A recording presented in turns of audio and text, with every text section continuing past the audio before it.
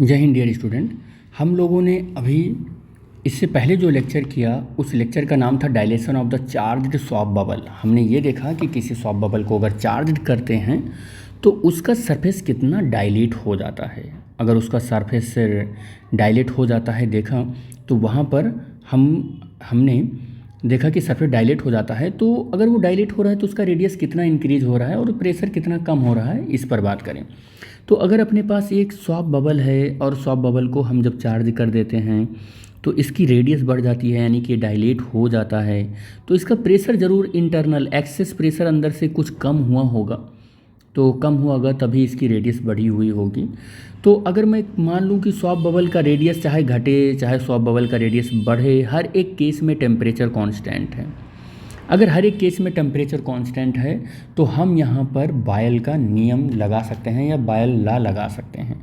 तो अगर temperature constant है तो बॉयल्स लॉ यूज करें।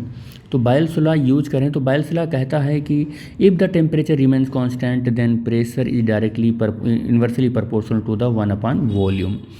और अगर P V is equal to देखूँ तो ऐसा मतलब होता है कि ये कांस्टेंट होता है। और इस कांस्टेंट की जगह पर मैं एक वैल्यू ले रहा हूँ P V is equal to constant की जगह पर के ले रहा हूँ। और pressure P is equal to K upon V लेंगे। और एक्चुअल में ये सॉफ्ट बबल है तो ये एक स्फेरिकल फॉर्म में होगा। तो स्फेरिकल फॉर्म में है तो एक स्फेयर का अगर वॉल्यूम की बात करूँ और इसकी रेडियस r मान लूँ तो 4/3 पाई r क्यूब हो जाएगा। इसके वॉल्यूम की जगह पर मैं ये वैल्यू पुट कर सकता हूँ और P इज इक्वल टू के अपान ये वैल्यू 4/3 पाई r क्यूब ले सकता हूँ यहाँ पर। तो हम ये देखेंगे कि यहाँ पर P इज इक्वल टू 3/4 और यहाँ पर पाई और इनटू ये क्या है, ये स्मॉल के ले लो आप, इसको स्मॉल के ले लो आप, स्मॉल के। तो ये स्मॉल के हो जाएगा और इनटू 1 क्या हो जाएगा, ये r क्यूब हो जाएगा। इस पूरे को आप कांस्टेंट मान लो जिसकी वैल्यू कैपिटल के रख दो आप, जिसकी वैल्यू आप क्या रख दो, स्मॉल के अपॉन 4 पाई। तो P इज इक्वल टू आपको क्या मिलेगा, कैपिटल के अपॉन r क्यूब मिलेगा। क्या मिलने वाला है, r क्यूब मिलेगा।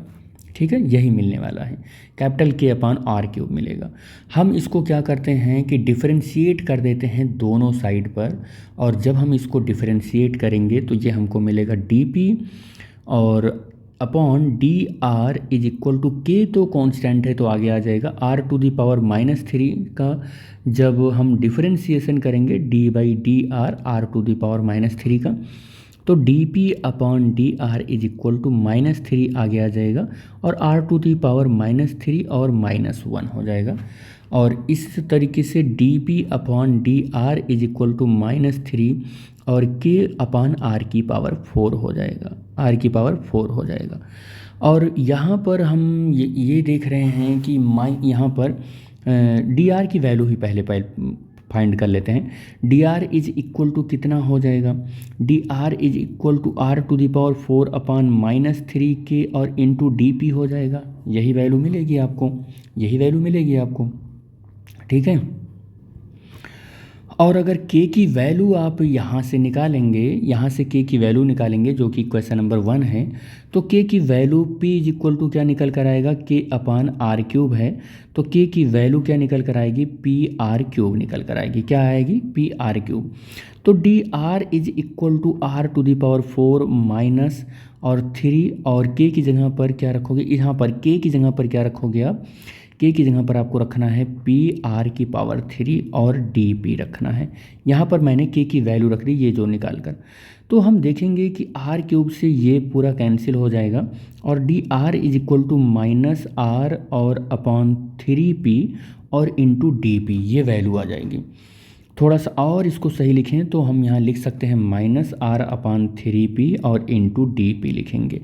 हमने एक इससे पहले जो लेक्चर किया है और उस लेक्चर में वो जो लेक्चर था उस लेक्चर का नाम था डायलेशन।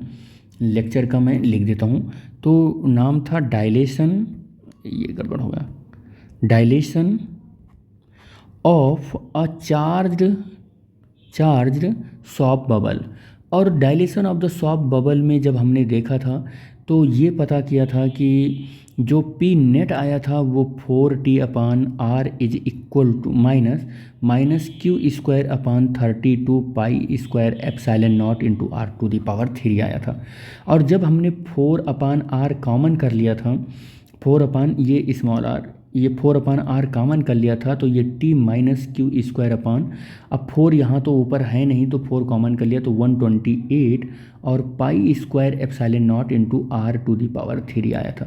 तो सरफेस टेंशन हमने देखा था इतना कम हो रहा है, सरफेस टेंशन इतना कम हो रहा है।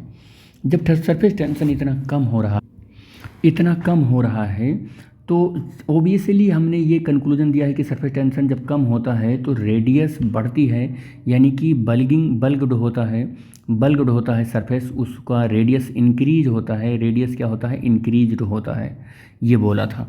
ये हेडिंग का पीडीएफ है मेरे पास, मैं आपको दिखाने की कोशिश करूँगा कि आप देखें।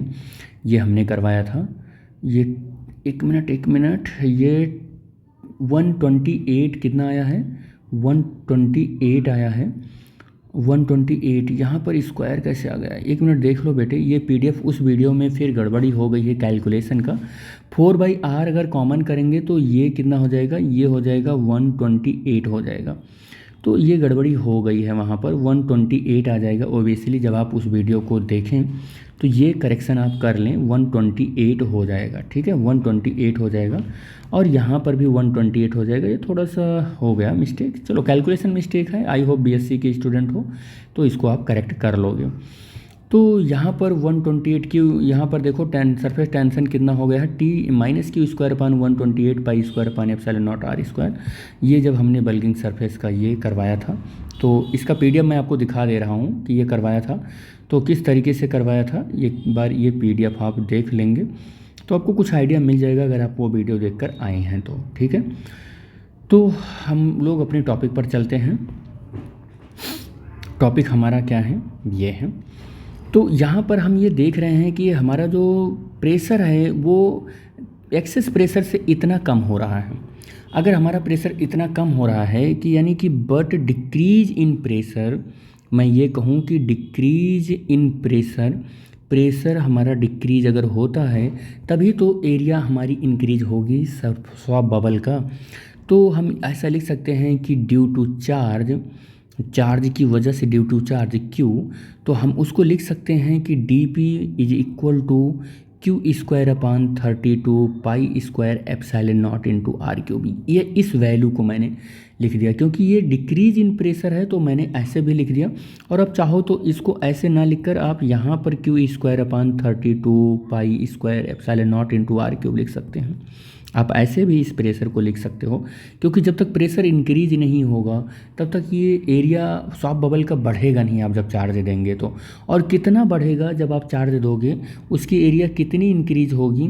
तो पहले तो उसके रेडियस हमने निकाला कि रेडियस इतना आ रहा है, तो रेडियस जब इतना आ रहा है तो dP की वैल्यू रख दो। रेडियस में dP की वैल्यू आपने ये कैलकुलेट कर रखा है, ये वैल्यू आप रख दो। तो जब आप ये वैल्यू पुट करेंगे तो देखो dr इज इक्वल टू, देखो dr यहीं से कर दे रहा हूँ, dr is equal to minus r upon 3p, और dP की जगह पर ये वैल्यू रखेंगे तो यहाँ पर भी माइनस है, यहाँ पर भी माइनस है, तो ये माइनस माइनस प्लस हो जाएगा। और Q square upon 32 pi epsilon not, pi square है एप्सिलॉन नॉट और r का क्यूब हो जाएगा। और अब इस वैल्यू को आप सॉल्व करो। अब आप इस वैल्यू को सॉल्व करोगे तो dr is equal to r upon 3p, और यहाँ से हो जाएगा Q square upon 32 pi square epsilon naught R cube हो जाएगा। कितना हो जाएगा? आर क्यूब हो जाएगा। और जब आप देखेंगे, देखो यहाँ पर एक गड़बड़ी और हो रही है, जब यहाँ आर कॉमन लिया जाता है तब क्यूब हो जाता है, अदरवाइज़ 4 रहता है, अदरवाइज़ 4 रहता है। ये आर कॉमन लिया है तो 3 हो गया है, ये आर कॉमन लिया है तो 3 हो गया, बाकी यहाँ 4 है। तो इसके पीडीएफ में भी यहाँ गड़बड़ी हुई होगी कुछ ना कुछ। ये देखो यहाँ पर नहीं, यहाँ पर तो ठीक है, क्यूब है, यहाँ पर 4 है, ठीक है, यहाँ पर ठीक है, हम ही ने यहाँ पर गड़बड़ लिख दिया था, ठीक है। तो ये dP, तो dP की पावर यहाँ पर 4 होगा, ये क्या होगा? 4 होगा। ये कितना होगा? ये 4 होगा। ये कितना होगा? 4 होगा, ये 4 होगा, ठीक है। करेक्ट कर लिया गया, टाइम रहते ही करेक्ट कर लिया गया, तो ये यहाँ से हो जाएगा। तो dr इज इक्वल टू, अब देख लो क्यू स्क्वायर अपॉन ये 32 का 3 से मल्टीप्लाई होगा तो 6 हो जाएगा और 9 हो जाएगा, तो 96 हो जाएगा और पाई स्क्वायर हो जाएगा, 96 पाई स्क्वायर, और एप्सिलॉन नॉट भी है तो पाई स्क्वायर फिर एप्सिलॉन नॉट हो जाएगा, एप्सिलॉन नॉट हो जाएगा। और फिर क्या है हमारा पी भी है तो पी लिख लेते हैं, और आर यहाँ पर भी है, आर की पावर 4 है तो आर की पावर 3 हो जाएगी। तो जब किसी सॉफ्ट बबल का एरिया डायलेट होगा, जब उसको चार्ज करोगे तो उसका रेडियस इतना इंक्रीज हो जाएगा। कितना इंक्रीज हो जाएगा? वो इंक्रीज हो जाने वाला है क्यू स्क्वायर अपान 96 से और pi square epsilon naught P और आर टू दी पावर 3, इतना इसका क्या हो जाएगा? डायलेशन हो जाएगा। तो आप ऐसे लिख सकते हो कि व्हिच इज द एक्सप्रेशन, क्या है ये? Expression for increase in radius, ये रेडियस इतना इंक्रीज हो जाएगा ऑफ सॉफ्ट बबल, या बबल सीधा लिख दो बस, बबल। तो किसी सॉफ्ट बबल को जब आप, अच्छा एक बात और मैं बता दूं आपको, किसी सॉफ्ट बबल को चाहे आप पॉजिटिव चार्ज दो, चाहे आप प्लस चार्ज दो, और चाहे आप किसी सॉफ्ट बबल को क्या दो? नेगेटिव चार्ज दो, आप नेगेटिव चार्ज दो ऐसे, लेकिन हमेशा उसका एरिया डायलेट ही होगा, हमेशा उसका एरिया डायलेट ही होगा। याद रखना कि एरिया चाहे पॉजिटिव चार्ज दो चाहे नेगेटिव, यहाँ मतलब सिर्फ चार्ज देने से है, तो एरिया उसका बढ़ेगा ही बढ़ेगा, और उसका रेडियस कितना बढ़ेगा? वो Q square upon 96 pi square epsilon naught P are cube square, इतना क्यूब इतना बढ़ जाएगा। एक्सेस प्रेशर में इतनी कमी आएगी, और प्रेशर में इतनी कमी आने को प्रेशर डिक्रीज इन प्रेशर है, ये याद रखना, ये डिक्रीज इन प्रेशर है, ये प्रेशर डिक्रीज हुआ है तब इतना एरिया उसकी रेडियस इंक्रीज हुआ है, ठीक है। और अगर इतना रेडियस इंक्रीज हुआ है तो एरिया कितना इंक्रीज हुआ है? तो 4 पाई आर स्क्वायर, एरिया कितना हुआ है? तो D A is equal to 4 pi और 2 आर, और इनटू क्या हो जाएगा? डी आर, ये हो जाएगा। तो फिर यहाँ से कितना हो जाएगा? D A is equal to 4 pi यानी कि 8 पाई आर डी आर हो जाएगा। डी आर की वैल्यू रख सकते हो आप। एरिया कितना इंक्रीज होएगा? तो 8 पाई और आर और डी आर की वैल्यू रखो तो क्यू स्क्वायर अपान 96 पाई स्क्वायर एप्सिलॉन नॉट पी और आर क्यूब और इंटू डी आर हो जाएगा। डी आर की तो वैल्यू ही रख दी मैंने। अब क्या हो जाएगा? तो ये 8 1 और 2, तो यहाँ से कितना हो जाएगा? एक पाई से एक पाई कैंसिल हो जाएगा, एक आर से एक आर कैंसिल हो जाएगा, तो ये मिलेगा कितना हमको? Q square upon 12 pi epsilon naught P R to the power 2, इतना एरिया इंक्रीज हो जाएगा। ये भी ये बात आप याद रखें, एरिया इतना इंक्रीज हो जाएगा। D A is equal to Q square upon 2 pi, 2 नहीं होगा 12 होगा, 12 पाई एप्सिलॉन नॉट और P R to the power 2 हो जाएगा। ये एरिया इंक्रीज्ड है, ये एरिया इंक्रीज्ड है। और ये क्या है? ये आपका रेडियस कितनी इंक्रीज्ड हुई है, ये आ गया है।